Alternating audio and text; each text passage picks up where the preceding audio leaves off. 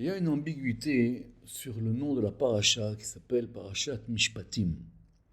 En effet, on vient de recevoir la Torah dans Parashat Yitro, et la Torah nous donne des Mishpatim, dont on ne sait pas exactement d'après le Zohar si ce sont des jugements qui doivent être prononcés à la suite de conflits entre des personnes.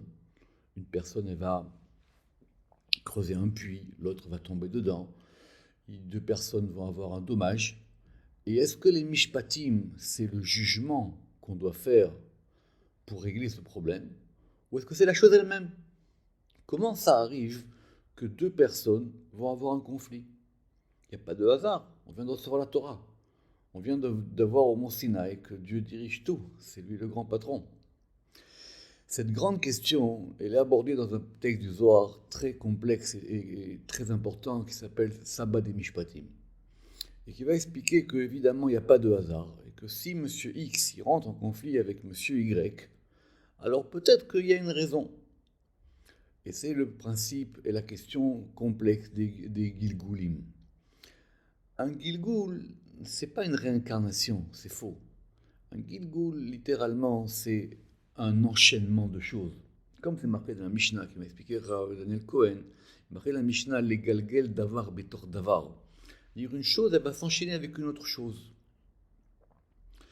Alors ça sert à rien, hein, l'erreur que font la plupart des gens, de se dire, alors s'il m'arrive ça, c'est à cause de ça. Ça sert à rien, ça mène jamais à rien, et de toutes les manières, on n'a pas de réponse à ça. Mais la véritable réponse qu'on peut donner à ça, c'est qu'on a dû au mont Sinaï. Au mont Sinaï, on a dit Naaseh v'nishma. Ça veut dire quoi Naaseh v'nishma? Ça ne veut pas dire nous ferons et nous comprendrons. On ne peut pas agir si on ne sait pas d'abord ce qu'on va faire.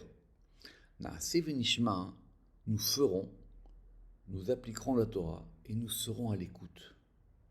Il faut être à l'écoute, Nishma, comme dans Shema Israël. On doit être à l'écoute des choses qui nous arrivent.